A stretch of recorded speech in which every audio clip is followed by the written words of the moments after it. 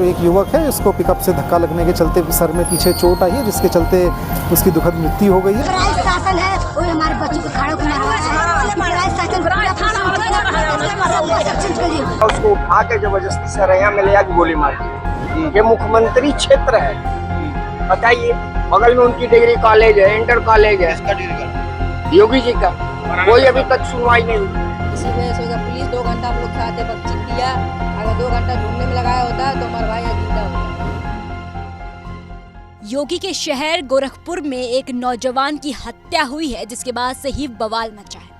Zero tolerance वाली सरकार में यह हत्या गौ तस्करों ने की है, इसलिए घर वालों और इलाकों के लोगों का गुस्सा फूट पड़ा है। वो भी सीधे सीधे पुलिस को कटघरे में खड़ा कर रहे हैं।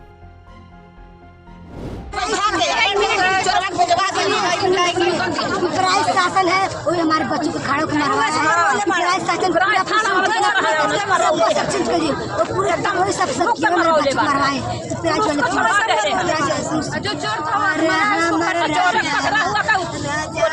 वो आज 11 रात को उठाया गया और लड़का अपना बीच बचाव करने के लिए भागा, उसको उठा के जबरदस्ती सरैया में ले आके गोली मार दी मुंह में। नहीं, मुंह में गोली मारा गया और पैर काट दिया गया था। कौन मारा? कौन? अज्ञात लोग थे, कौन थे ये कोई नहीं समझ में आ रहा है। और यहाँ के पुलिस प्रशासन सो ही रही। यहाँ के जनप्रतिनिधि अभी तक नहीं आए, क्यों बताओ?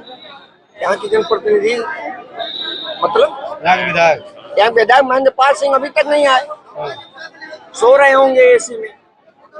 सांसद का भी नहीं पता है। और ये समस्या जो मुख्यमंत्री तक होना चाहिए, ये मुख्यमंत्री क्षेत्र है, बताइए, बगल में उनकी डिग्री कॉलेज है, इंटर कॉलेज है, इसका डिग्री कॉलेज योगी जी का, कोई अभी तक सुनवाई नहीं हुई।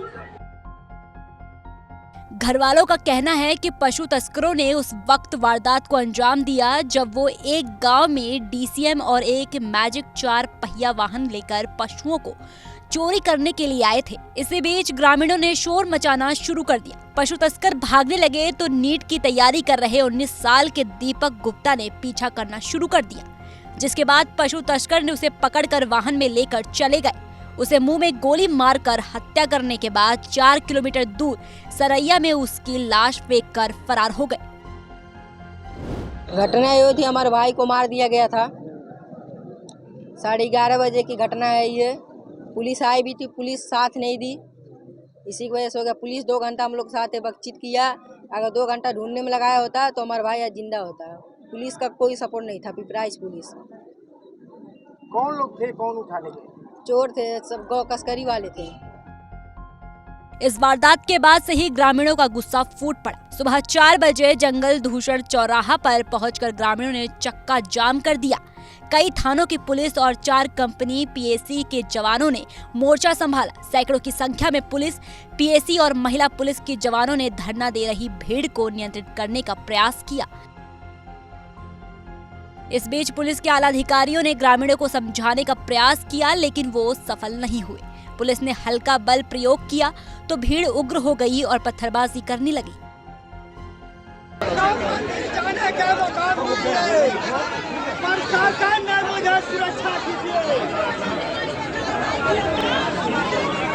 हमारी मांग पूरा होगी जब दरअसल गुस्से और नाराजगी की वजह ये है कि ग्रामीणों और घर वालों की थ्योरी पुलिस से मैच ही नहीं करती। पुलिस कह रही है कि गौ तस्कर की गाड़ी से धक्का लगने के बाद दीपक गुप्ता की मौत हुई है। सर, थाना क्षेत्र पिपराइच में क्या मामला है? सर, थाना क्षेत्र पिपराइच के महुआ चाफी गांव से लगभग सुबह 3:15 बजे करीब एक सूचना प्राप्त हुई थी कि गांव में 2 पिकअप गाड़ियों से कुछ तस्कर आए थे, जिनका पीछा गांव के लोगों के द्वारा किया गया, जिसके क्रम में एक पिकअप जो है वहीं फंस गई, जिसके लोग निकल करके भाग गए, और दूसरी पिकअप जो है वहाँ से भाग निकली, जिसके पीछे गांव का एक युवक जो है वो गया था।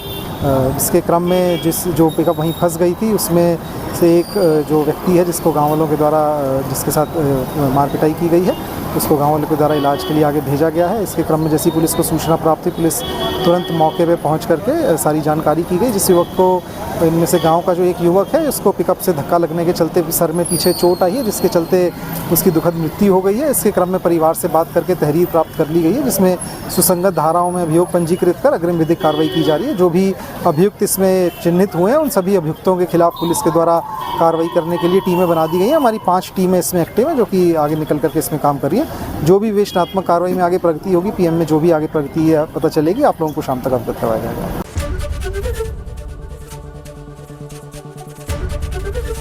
एबीपी गंगा, खबर आपकी, जुबान आपकी।